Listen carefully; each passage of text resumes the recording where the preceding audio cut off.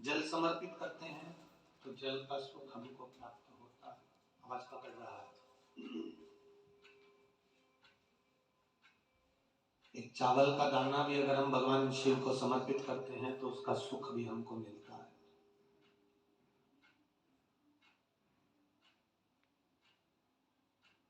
केवल परमात्मा की चौखट पर पहुंच भी गए तो उसका एक लाभ अपने जीवन में अवश्य मिलता है।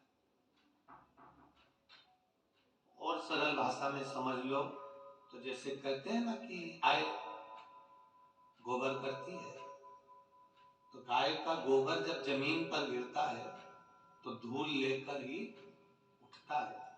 उसी तरह आप किसी सतमार्ग की ओर गए हो, धर्म की ओर गए हो, अच्छी जगह गए हो, कथा सत्संग में गए हो, शिव पुराण में गए हो, मंदिर गए हो, देवालय गए हो या भगवान की शरणागति में गए हो, तो वहां से जब उठकर अपने घर की ओर जाते हो तो खाली नहीं जाओगे।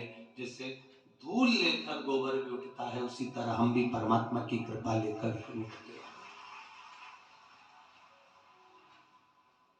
तेरी कृपा बिना न हिले एक भी अणु, लेते श्वास तेरी कृपा से तनु तनु।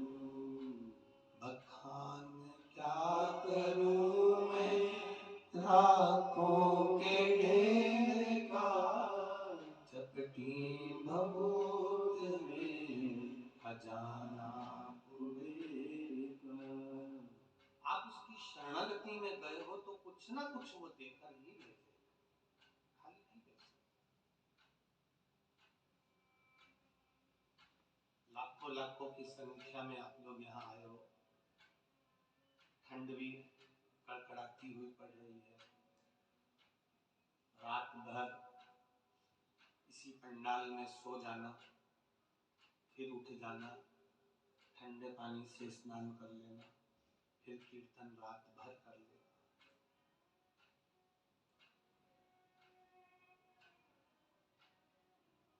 लोग कहते हैं कि वहां जाओ तो नर्मदा जी के घाट पर जाओगे तो संतों का दर्शन होगा, गंगा जी के घाट पर जाओगे तो संतों का दर्शन होगा, मंदाकिनी के घाट पर जाओगे तो संतों का दर्शन होगा, हरिद्वार, इलाहाबाद, प्रयागराज, जहां जहां जाओगे वहां संतों का दर्शन होगा।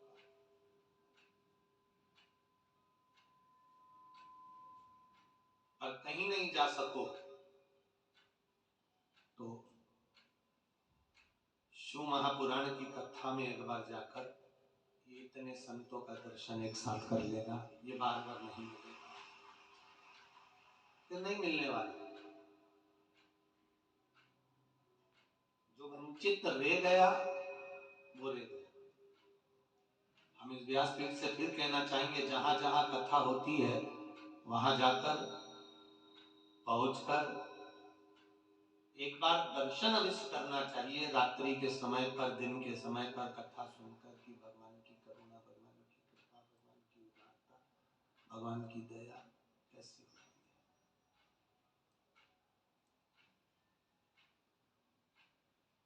और धन्य है मेरी माताएं जो रात्रि में रुकने के लिए आती हैं या भाई लोग कथा सुनने के लिए आते हैं, साथ में ढोलक और मंजीरे और झांझ भी लेकर आते हैं। धन्य है आप।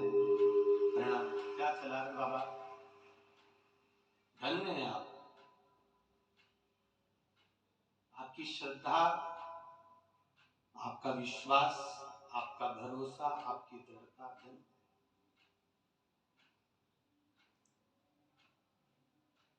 लोग 2 घंटे 3 घंटे, ये हमारे तबले वाले भैया, तिलक भैया हो चाहे ढोलक वाले भैया हो, ये 2 घंटा 3 घंटा अगर जम के बजा ले खूब जोर शोर से, सुंदरकांड होता है या रामायण होती है या कोई क्रम होता है, उसमें अगर कोई जम के ढोलक वगैरह बजा ले तो उसको दूसरे दिन ग्लूकोज की बोतल चढ़ाना पड़ता है।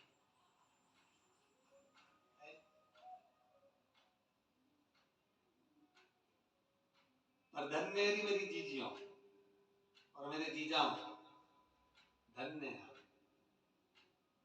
कथा विराम होती है शाम को, जैसे कथा विराम हो गई, 2-1 घंटे आप लोग मेला ठेला घूमे, भोजन वोजन करा, रात्रि को 9 बजे से जो बैठे तो सुबह की 6 कब बज गई तुम्हें मालूम ही नहीं पड़ता, लगे बजे।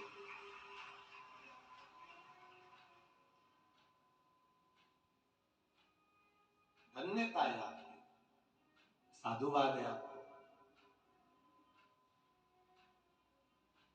अपना कुछ समय, अपना कुछ पल, अपनी कुछ घड़ी आपने परमात्मा को दिया। अब यदि आपने परमात्मा को कुछ पल, कुछ घड़ी, कुछ समय दिया है तो वो भी तो आपके लिए समय निकल कर आएगा। वो भी तो, आप व्यस्त हो, काम बहुत सारा है आपके घर में, परिवार में बहुत फैला हुआ है, बहुत काम है, पर उस काम के साथ आपने भगवान की कथा सुनने का समय निकाला है, तो वो भी तो आपके दुख काटने का समय निकालेगा, वो भी तो आपके पास पहुंचेगा। तो डीले कम करो, वो भी तो आपके पास में पहुंचेगा, वो भी तो समय निकालेगा आपके पास आने का कि नहीं मुझे भी जाना है। ये व्यस्त था तो भी शिव पुराण में पहुंचा था, मैं व्यस्त हूं तो भी तो जाऊंगा।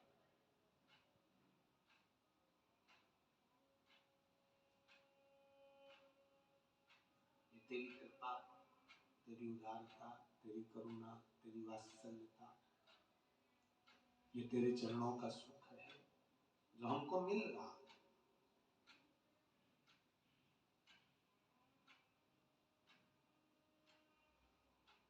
क्या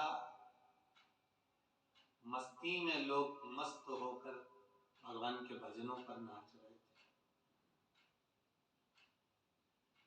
अभी तक सबने देखा होगा कि शादी में डीजे बजता है तो डीजे पे नाचते हैं, ढोल बजता है तो ढोल पर नाचते हैं। पर पहली बार हमने इन नवयुवक लड़कों को, नवयुवक बच्चों को देखा कि महिलाएं ढोलक बजा रही थी और मंजीरे बजा रही थी और भजन पर नाच रहे थे। ये शिव कृपा, ये शंकर की उदारता, ये शंकर की करुणा।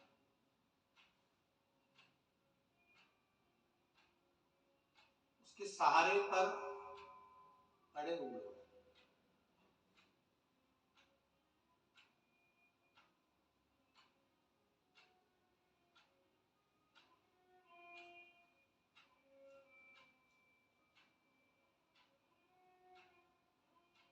एक किसी कैमरे वाले ने कोई वीडियो बनाया होगा, एक बूढ़ी माँ का सिर पे उसके पोटला रखा हुआ है कपड़ों का, और यहीं का कोई कैमरामैन होगा, उसने अपने मोबाइल से या जिससे भी बनाया हो, कोई ने भेजा था तो ध्यान में आया। उसने छत्तीसगढ़ी भाषा में उस बूढ़ी माँ से पूछा, तुम कौन कौन आए हो? तो कहा ये मेरा भैया है, मैं इसकी बहन हूँ, दोनों डोकरा, दोनों बूढ़े, मुंह में दांत नहीं, शरीर में आंख नहीं, एकदम दुबरे पतरे से, बुढ़े अलग, सिर पे पोटला कपड़े का, कहाँ से आए हो? उसने छत्तीसगढ़ी भाषा में पूछा, उसने छत्तीसगढ़ी भाषा में उत्तर दिया, हम वहां से आए। यहाँ कोई व्यवस्था अगर नहीं मिली तो, उसने प्रश्न किया जो बूढ़ी अम्मा से, बूढ़ी माँ से, मान लो कोई व्यवस्था नहीं मिली तो बूढ़ी माँ ने पलट कर जवाब दिया, कोकड़ी वाले थोड़ी ना व्यवस्था करेंगे, व्यवस्था तो शंभू करेगा।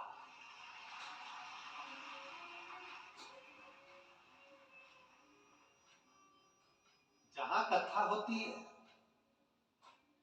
अभी इस कथा के बाद में परभणी में कथा है, 13 तारीख से 17 तारीख तक 5 दिन की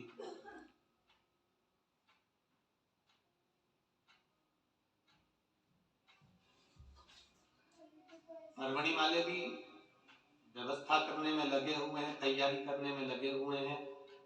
उनको भी अंदाजा नहीं रहता कि कितने आएंगे।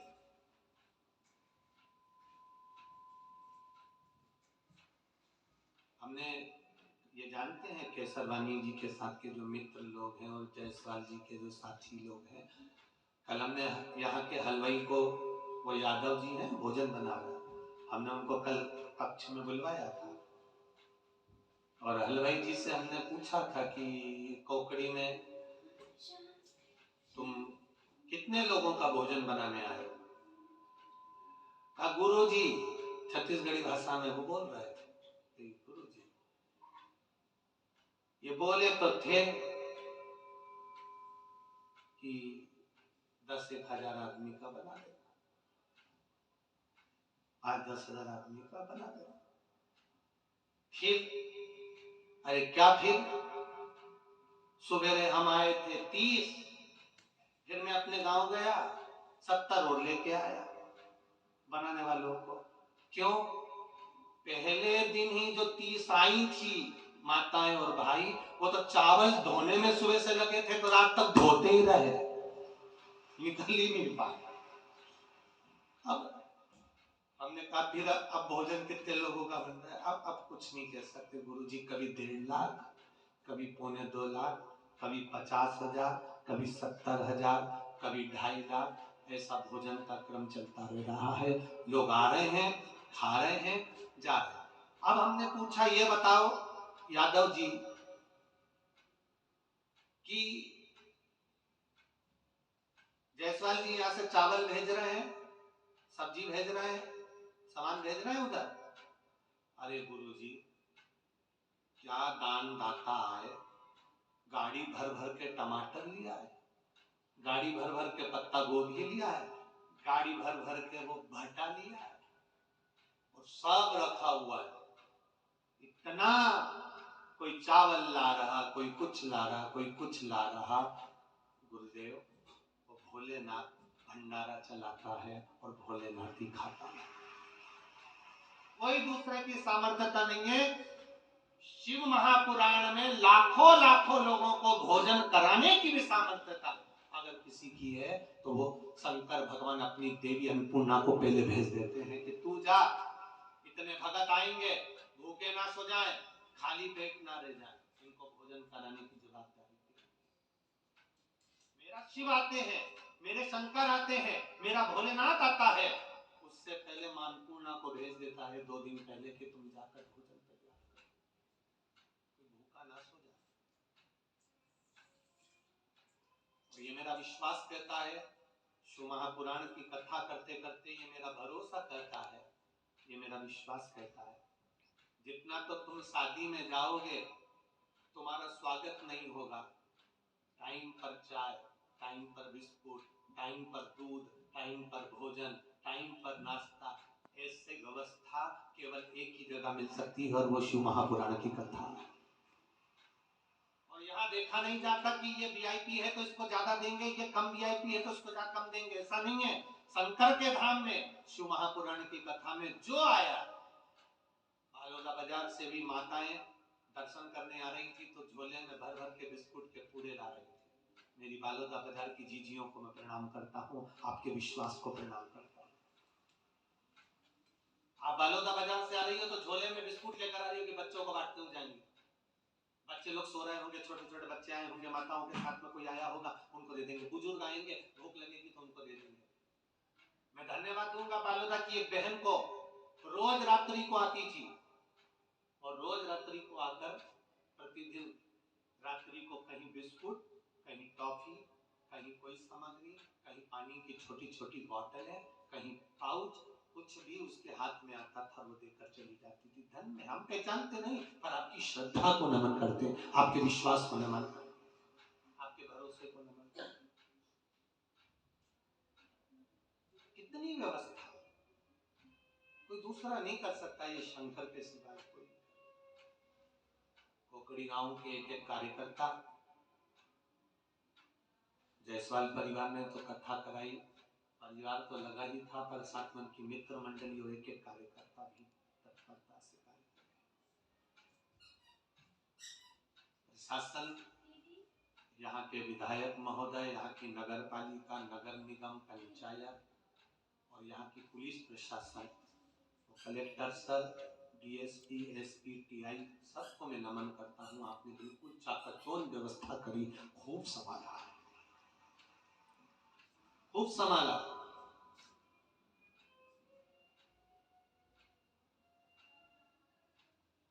भक्ति का बल भजन से, और भजन जब तक जिंदगी में नहीं आएगा तब तक सुख का अनुभव नहीं हो सकता। एक सुंदर कथा आती है आशुतोष भगवान की। एक प्राचीन समय में एक रत्नभद्र नाम के एक धर्मात्मा यक्ष, जिनका नाम था रत्नभद्र, यक्ष लोक में रहते थे, यक्ष थे। अब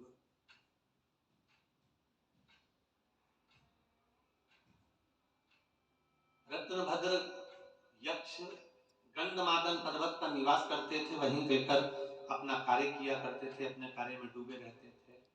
उनके घर में एक बेटे ने जन्म लिया जिसका नाम था पूर्णभद्र। अब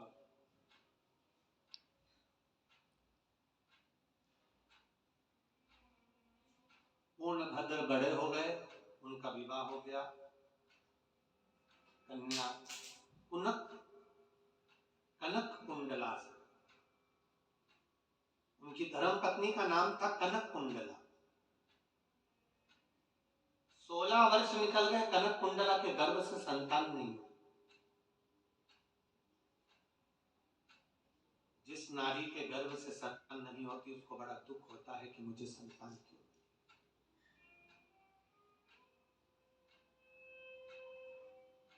एक प्रश्न सारी दुनिया में आकर खड़ा हो जाता है। अकल देने वाले, बुद्धि देने वाले कई लोग आपको मिलेंगे और कहते हैं जब नारी का गर्भ रहे तो शंकर जी के मंदिर मत जाओ, शिव जी का स्पर्श मत करो, शंकर पे जल मत चढ़ाओ, शंकर पे बेलपत्र मत चढ़ाओ। ये अकल देने वाले आपको बहुत मिलेंगे। जो तुमसे कहे कि गर्भवती नारी को, संतान जिसके गर्भ में हो, ऐसी गर्भवती नारी को मंदिर नहीं जाना चाहिए, या शिव जी का स्पर्श नहीं करना चाहिए, या जल नहीं चढ़ाना चाहिए, या शंकर मंदिर नहीं जाना चाहिए। कोई अगर तुमसे कहे कि शिव मंदिर में गर्भवती नारी को नहीं जाना चाहिए, स्पर्श नहीं करना चाहिए, जल नहीं चढ़ाना चाहिए, तो उससे एक बार पूछना कि कौन सी पुराण में लिखा है, उस पुराण को लाके बताएगा, हम पढ़े, हमारे भी तो स्मरण में आए कि कहाँ लिखा हुआ है कि गर्भवती नारी को मंदिर नहीं जाना चाहिए, गर्भवती नारी को भगवान शंकर के मंदिर नहीं पहुंचना चाहिए, गर्भवती नारी को शंकर भगवान पे जल नहीं चढ़ाना चाहिए, गर्भवती नारी को बेलपत्र नहीं चढ़ाना चाहिए। कहाँ लिखा है, कहाँ वर्णन करा है?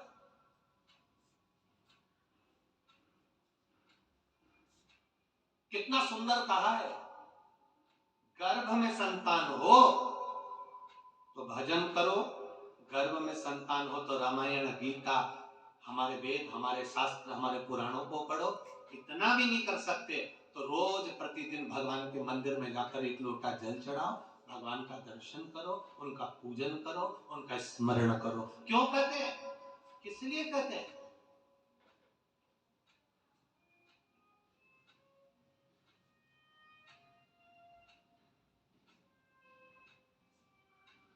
डॉक्टर कहते हैं बेड रेस्ट, गर्भवती नारी को कह देते हैं बेड रेस्ट, ज्यादा चलना फिरना नहीं। और घर की बुजुर्ग माता क्या कहती है, थोड़ा, पहले की बुजुर्ग माताएं कहती हैं थोड़ा चला फिरा करो, और आज के डॉक्टर क्या कहते हैं, बेड रेस्ट, पलंग पे पड़ी रहो, दिन भर डोरे मोहन देखती हो। तो औलाद भी ऐसी पैदा हुई डोरे मोहन जैसी।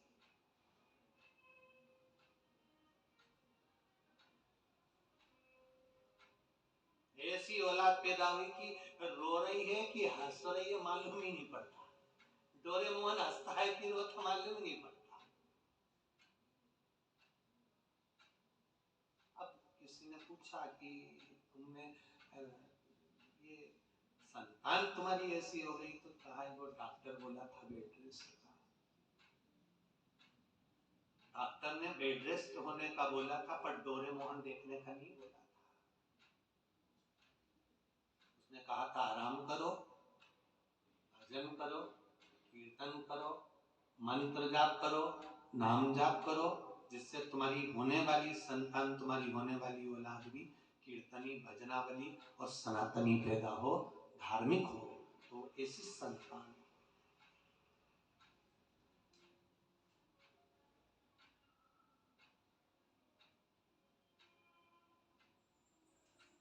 भजन का बल बढ़ाई हो, भजन जाना। कौन कहता है कि शिव मंदिर नहीं जाना चाहिए गर्भवती को? जाओ, दर्शन करो। स्कंद पुराण कहती है गर्भवती नारी को भगवत भजन करना चाहिए, नाम जाप करना चाहिए, कीर्तन करना चाहिए, वेद पुराण शास्त्र पढ़ना चाहिए। हमारे भारत भूमि पर जन्मे हुए वीर वीर योद्धाओं का चरित्र पढ़ना चाहिए। महाराणा प्रताप, छत्रपति वीर शिवाजी, संत नामदेव, तुकाराम, रामकृष्ण परमहंस, चैतन्य महाप्रभु जी, मीराबाई, श्रीमद वल्लभाचार्य, गुरु नानक देव जी, श्री महावीर स्वामी जी, गौतम बुद्ध जी, इनके पावन चरित्रों को पढ़ना चाहिए।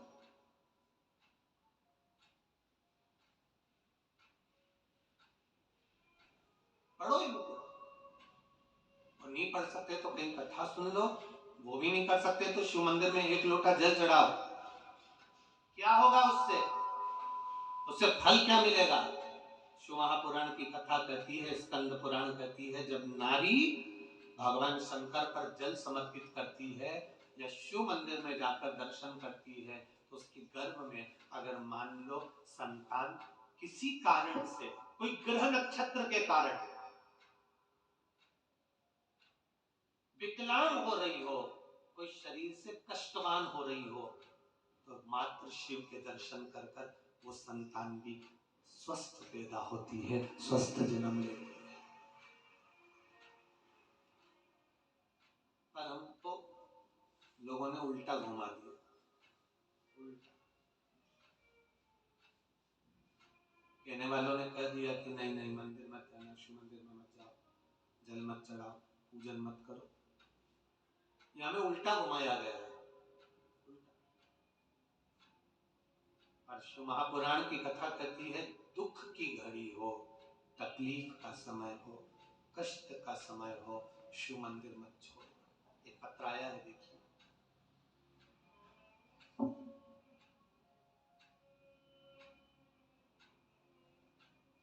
जिसने पत्र बनाया है उसने सीनरी भी बड़ी सुंदर बनाई है, बहुत बहुत साधुवाद आपको। एक किसान भाई को दर्शाया है छत्तीसगढ़ के, बहुत बहुत साधुवाद। पत्र लिखा है, मैं विद्या ठाकुर, गुड़ियारी, रायपुर, रामनगर से हूँ। मेरा मोबाइल नंबर ही है, कहीं बैठे हो तो हाथ हिलाइए, जहां कहीं भी बैठे हो।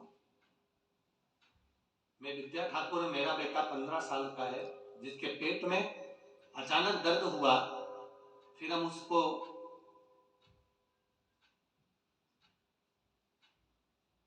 अंशुर डायग्नोस्टिक सेंटर लेकर गए। वहां 15/10/2022 को सोनोग्राफी के लिए लेकर गए। तब हमें पता लगा कि हमारे बेटे के दोनों किडनी, दाईं और बाईं, जिसमें एक किडनी बहुत छोटी पड़ गई है और दूसरी किडनी ने काम करना बंद कर दिया। मैं और मेरे पति, हम रायपुर में हुए शिव महापुराण की कथा को सुनने रोज आया करते थे, क्योंकि बेटे की दोनों किडनी खराब हो चुकी थी। एक किडनी छोटी हो गई, एक किडनी ने काम करना बंद कर दिया। हम रायपुर में जब कथा हुई तो हम कथा सुनने रोज आया करते थे। कथा से प्रेरित होकर हम कभी शिव मंदिर तो नहीं गए, पर कथा सुनने के बाद में रायपुर गुड़ियारी में जब कथा सुनी तब हमने शंकर जी के मंदिर जाना प्रारंभ किया। 15 दिनों के अंदर हमने आपके कहने अनुसार शिव जी को जल चढ़ाया, बेलपत्री लाए, अपने बच्चे को देना चालू करी जिसकी उम्र 15 साल की है। डॉक्टरों ने तो हाथ टेक दिए थे कि किडनी बदलना पड़ेगी, किडनी खराब हो चुकी है, दोनों ही किडनी गड़बड़ हो गई हैं। तब हमने शिव जी पे छोड़ दिया। और पंडाल में आप कहते हो ना कि कथा सुनने वाले का भगवान भोलेनाथ सुनता है, हमने भी यही विश्वास से कथा सुनी और 15 दिन हुए जल चढ़ाते हुए, बेलपत्र लाकर बेटे को खिलाते हुए। बेटे को भी हम मंदिर भेजने लगे, उससे भी पूजन पाठ कराने लगे। बाबा की कृपा से वो भी शिव जी की आराधना करने लगा। और दूसरी बार जब जांच हुई तो बाबा की कृपा से अब उसकी किडनी काम करना प्रारंभ कर दी। ये शिव तत्व, ये शंकर योग।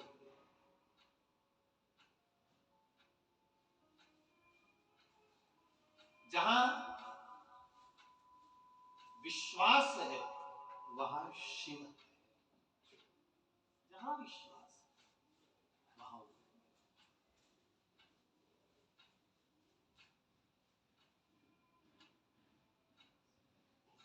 जहां से विश्वास समाप्त हो जाता है फिर मां भगवान नहीं लेता, फिर तुम अपनी मनमानी जो करना है कर सकते। जहां पर विश्वास है वहां परमात्मा है। मानो तो गंगा जल हूं और ना मानो तो बहता पानी।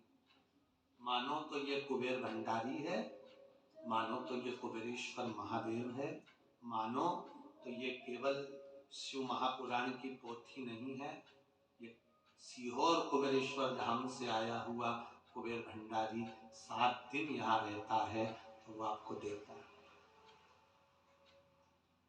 कई लोग कहते हैं हम दूसरी जगह भी शिव पुराण सुनने जाते हैं, कई लोग कहते हैं हम वहां भी कथा सुनने जाते हैं, पर यहाँ कथा श्रवण करते हैं उसमें अंतर हो जाता है। हम कहते कथा में कोई अंतर नहीं है, बस हम सीहोर से जब चलते हैं तो अकेला नहीं चलते, हमारा विश्वास, हमारा कुबेरेश्वर महादेव हमारे साथ में हर पल चलता है। उसकी कृपा बरसती रहे, उसकी दया बरसती रहे, करुणा। विश्वास रखना, भरोसा रखना। ये जायसवाल परिवार में उनकी एक बेटी का मेरे को कल बता रहे थे, जायसवाल जी को, राकेश जायसवाल की बेटी थी, एक इनकी थी,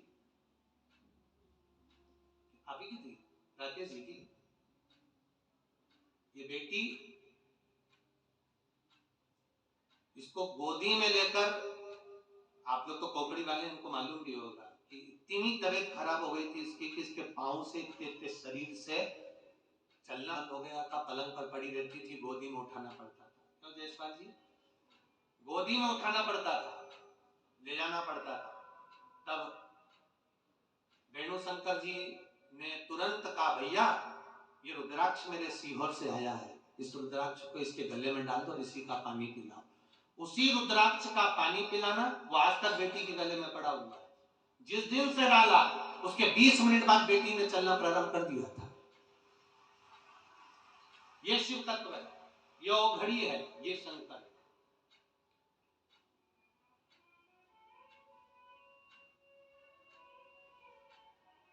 लोग कहते हैं गुरु जी रुद्राक्ष तो 5 रुपए का मिल जाता है, 10 रुपए का मिल जाता है, 20 रुपए का मिल जाता है, 50 रुपए का मिल जाता है, 100 रुपए का मिल जाता है, 500 रुपए का मिल जाता होगा। वो मिल जाता होगा, हम उस रुद्राक्ष की बात नहीं कर रहे।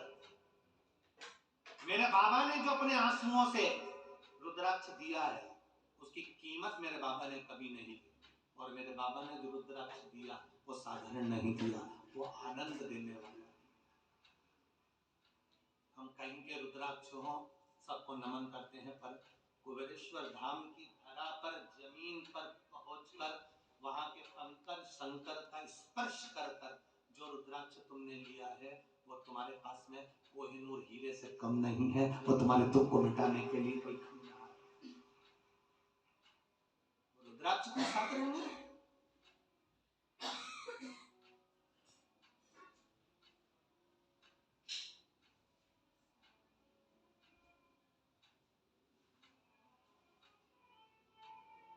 केवल विश्वास, भरोसा, दृढ़ता। आपका भजन, आपका कीर्तन, आपका मंत्र जाप, आपका स्मरण, आप जो यहाँ बैठकर कथा सुन रहे हो और जितने लोग आस्था चैनल पर सुन रहे हैं, जितने फेसबुक यूट्यूब पर सुन रहे हैं, इनका विश्वास दृढ़ हुआ, उसके कारण शून्य।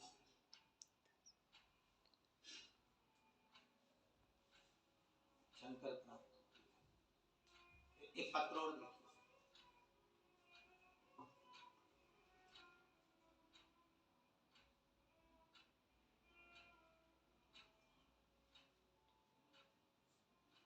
गुरुदेव, मैं पूनम और छाबड़ा, भिलाई, खुर्शीपाद है,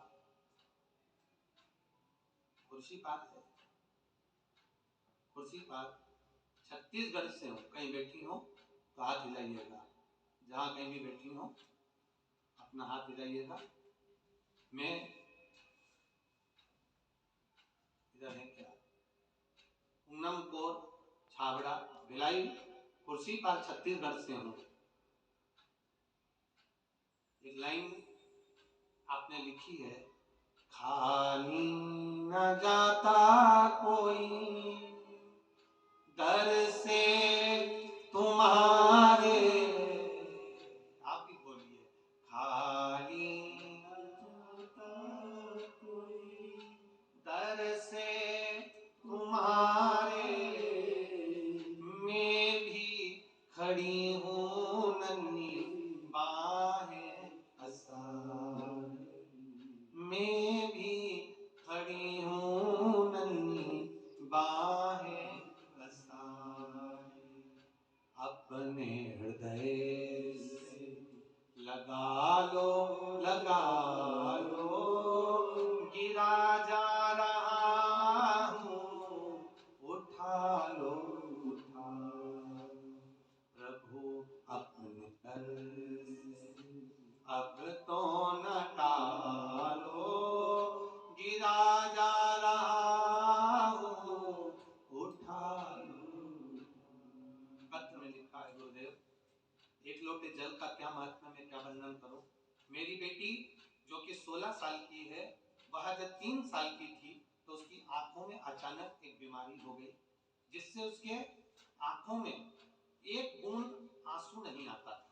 गुरुदेव, मेरी बेटी सूरज की रोशनी, लाइट की रोशनी सहन नहीं कर सकती थी, क्योंकि उसकी आंख का पानी सूख चुका था, नलियां सिकुड़ चुकी थी, आंखों से दिखना बंद हो गया था। धीरे धीरे उसकी आंख की रोशनी चली गई, उसके इलाज चलता रहा, पूरा भिलाई, रायपुर, छत्तीसगढ़ का एक एक हॉस्पिटल दिखाया, फिर चेन्नई भी ले गए, आंख की रोशनी नहीं आई। गुरुदेव, बाद में मालूम पड़ा कि हैदराबाद में कहीं आंखों का इलाज होता है, तो हम हैदराबाद लेकर गए, अमृतसर के हॉस्पिटल में भी उसको लेकर गए, परंतु उसको सफलता नहीं मिली। गुरुदेव, 3 वर्ष की आयु से उसकी आंखें जाती रही, 16 साल की हो गई, आंखें पूरी तरह से चली गई, आंख से आंसू नहीं निकलता, दिखना बंद हो गया, परेशानियां बढ़ गई। तब आपने कथा कह रहे थे और किसी ने उस कथा की लिंक हमको भेज दी, हमने उस कथा को सुना। उसी दिन कथा में आपने कहा था, जी पर जल चढ़ाना है, शहद चढ़ाना है और उसका प्रयोग करना है। वो प्रयोग आपने जो बताया था, उस प्रयोग को हमने शिवरात्रि के रात के 12 बजे किया और उस शहद को लगाना प्रारंभ किया। बाबा की कृपा से, शिव की कृपा से बाबा को पीला चंदन लगाते, शहद चढ़ाते, पीपल के पत्ते वाला प्रयोग करते, 3-4 प्रयोग करे। आज बाबा की कृपा से उसकी आंखें बाबा ने वापस कर दी। गुरुदेव, हम बाबा को नमन करने के लिए आए। श्री शिवाय नमस्ते। गुरुदेव, ये सब होते होते बाबा ने आंखें तो दे दी गुरुदेव, पर 16 वर्ष की आयु के बाद में उसके दोनों ब्रेस्ट में 2 गांठ हो गई। गुरुदेव, उसके दोनों ब्रेस्ट में गांठ हो गई। 2 गांठ जब उसके ब्रेस्ट में हो गई, डॉक्टर को दिखाया तो उन्होंने कहा इसका ऑपरेशन करना पड़ेगा। गुरुदेव, 16 साल की बेटी, उसका ऑपरेशन कैसे करा दे। बड़ी आंख में आंसू भरे हुए थे, वो भी रो रही थी, कर रही थी, आंख आ गई और शरीर बेकार हो गया। मां, उसने खुद शिव जी के मंदिर जाना प्रारंभ करा, एक लोटा जल चढ़ाना प्रारंभ करा, मंदिर के दरवाजे पे ही बैठी रहती और बेलपत्र लेकर खा लेती। जो दर्शन करने के लिए मंदिर में आता उसके चरणों को प्रणाम कर लेती। मेरी बेटी सबको धोख लगाती, श्री शिवाय नमस्तुभ्यम कहती। बेलपत्र खाते खाते 1 महीना बीत गया। तब उसने फिर पुनः जांच करवाई, डॉक्टर ने कह दिया दोनों गांठ गल चुकी है, एक भी गांठ नहीं है सभी। ये शिव तत्व है, ये शंकर, ये औखड़ी, उसकी कृपा, उसकी करुणा, उसकी उदारता, विश्वास दृढ़ है। ना कोई बेल है, ना कोई भभूति है, ना कोई मंत्र है, ना कोई तंत्र है, क्योंकि मंत्र, तंत्र और विद्या थोड़े दिन चलती है, और तुम्हारा भजन का बल जिंदगी भर चलता है। तुम्हारा भजन, शिव के प्रति लगन, शंकर भगवान के प्रति विश्वास और तुम्हारी दृढ़ता, ये कभी समाप्त नहीं होना चाहिए। दुनिया के लोग तुम्हें भटकाएंगे, दुनिया के लोग अपशब्द कहेंगे, दुनिया के लोग ताने देंगे, दुनिया के लोग तुम्हें, तुम मंदिर जाना चालू कर दोगे तो 2-4 महीने में, 8 महीने में दुनिया के लोग तुम्हें भटका देंगे। वहां क्यों जा रही है, चल मैं दूसरी जगह ले चलता हूँ, चल मैं उधर ले चलते हूँ, वहां पर ऐसा हो रहा है, वहां ऐसी विद्या हो रही है, वहां ये छूछा हो रहा है। लोग ले जाकर तुम्हें दूसरी जगह पटकने का सोचेंगे, पर तुम एक जगह पर अगर दिल से लगे रहे, एक जगह पर दिल से रमे रहे, तो ये निश्चित है, निश्चित है।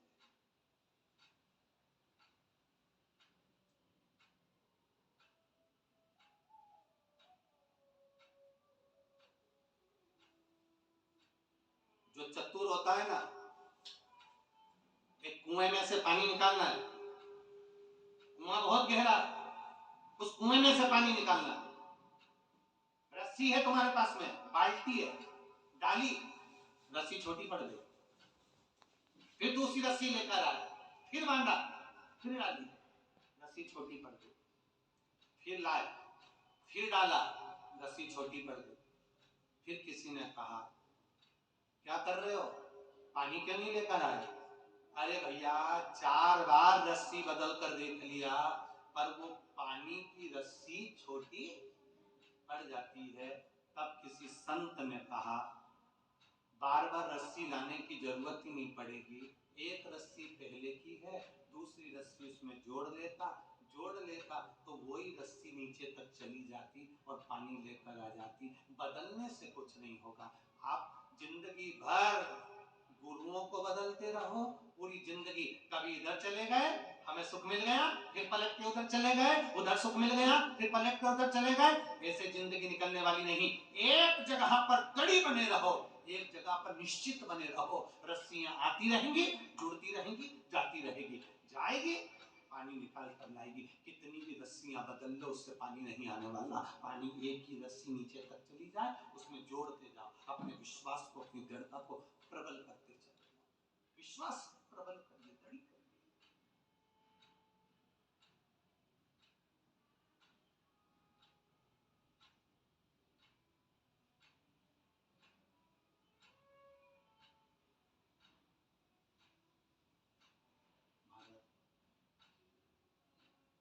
जब विश्वास दृढ़ होता चले जाएगा, परमात्मा को मिलने में फिर देरी नहीं।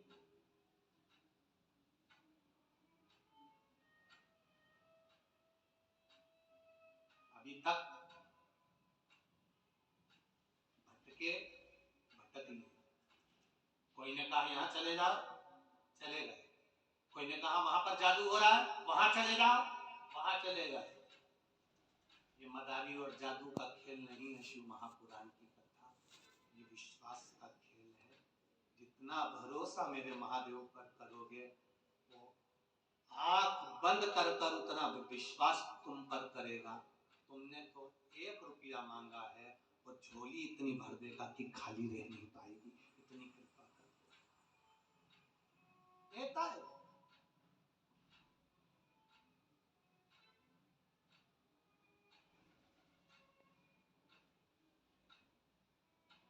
देवता देते हैं पल्ला झाड़ के,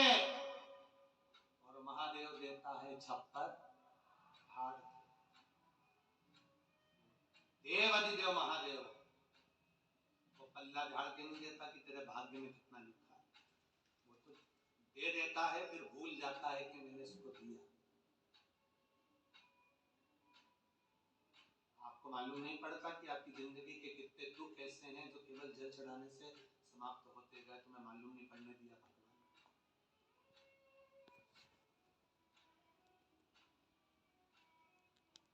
कनक कुंडला पूर्ण भद्र यक्ष की पत्नी कहती है 16 साल हो गए बच्चे नहीं, 16 वर्ष हो गए संतान नहीं है, संतान नहीं है, 16 साल।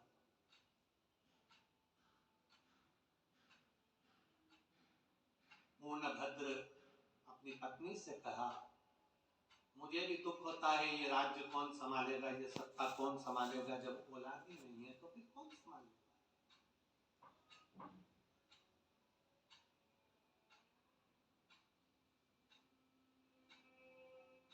बनाओ, जो बच्चा संस्कारित है, जो बच्चा तुम्हारे कहने पर चल रहा हो, जो बच्चा तुम्हारे अनुकूल रह रहा हो, उसके लिए घर भी बनाओ, उसके लिए गाड़ी भी बनाओ, उसके लिए बंगला भी बनाओ, मना नहीं। पर तुम कह रहे हो ऐसा कर ले और वो मुंह चला रहा है, अभी तुम्हारा है, शादी नहीं हुई तो इतना मुंह चला रहा है कि पिता उसके सामने बोल नहीं सकता, और तुम जोड़े जा रहे, जोड़े जा रहे। हमने भी देखा है भैया, और छत्तीसगढ़ वालों तुमने भी देखा होगा, गाय को बांधने के लिए लोग घर बनाते हैं, बोलो बनाते कि बनाते। कुत्ते को रखने के लिए लोग घर बनाते हैं, बोलो रे भाई। तोते को, मिट्ठू को, कबूतर को रखने के लिए लोग घर बनाते हैं, हिरण को रखने के लिए भी घर बनाते हैं, शेर को रखने के लिए भी घर बनाते हैं। जब वो करते थे ना, वो सर्कस, उसमें भी शेर का घर होता है। हाथी को रखने के लिए भी लोग घर बनाते हैं,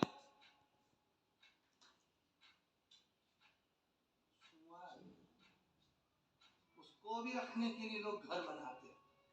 जो सुअर पालते हैं तो ऐसा एरिया बना देते हैं कि इतनी जगह में रहेगा, इतनी जगह। मछली को रखने के लिए भी लोग घर बनाते हैं। केवल एक ऐसा है जिसके लिए लोग घर नहीं बनाते, वो गधा है। और समझे बोलो, गधा। गधे के लिए कभी कोई घर नहीं बनाता। तुम भी घर बनाना हाथी के लिए, शेर के लिए, तुम्हारी औलाद हाथी जैसी, शेर जैसी हो, तुमको लेकर चले, तुम्हारा सम्मान करे, तुम्हारा आदर करे, तुम्हारी बात कभी ना काटे। पिता ने कह दिया ऐसा तो औलाद कह दे ठीक है पापा मैं वैसा ही करूंगा, तो तुम घर बनाओ, वरना गधे के लिए। समझ गए क्या? बोलो बोलो, जम के बोलो जरा, समझ गए? फिर गधे के लिए घर मत बनाना जो मुंह चला रहा है, झूठ बोल रहा है, प्रपंच कर रहा है, छल कर रहा है, बेईमानी कर रहा है, अपशब्द बोल रहा है, पिता को मारने के लिए अपशब्द कर गुस्सा कर छोड़ रहा है। किसके लिए बना रहे हो?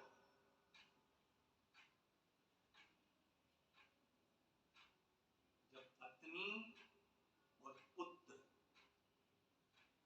दोनों ही तुम्हारे विपरीत में चले तो कुछ मत करना, शिव पुराण में जाना चालू कर देना। कौन कौन? पत्नी और पुत्र। पत्नी से कहा, पलट कर जवाब दे रही है, अपशब्द कह रही है, ताने दे रही है, गालियां दे रही है, कोस रही है, बार बार कोस रही है। पुत्र भी यही कर रहा है, तो बुढ़ापा कौन सा अच्छा निकलने वाला है? पहले से अपने जीवन को संस्कारित बनाने का प्रयास करो। अपने बच्चों को एक लोटा जल का लोटा दिया,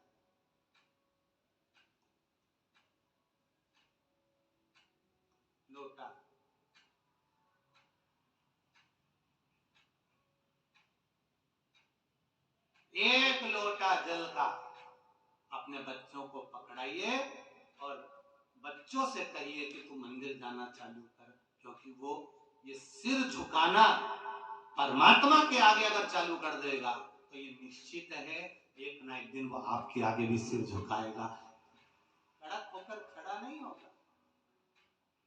बहुत जरूरी हो गया है संस्कार नवयुवक बच्चों को। आज के नाटक फिल्मों को देखकर और ये नाटकों को देखकर, इन सीरियलों को देखकर लोग इतने बिगड़ रहे हैं, इतने बिगड़ रहे हैं कि घर के माँ बाप 24 घंटा रोते हैं बच्चों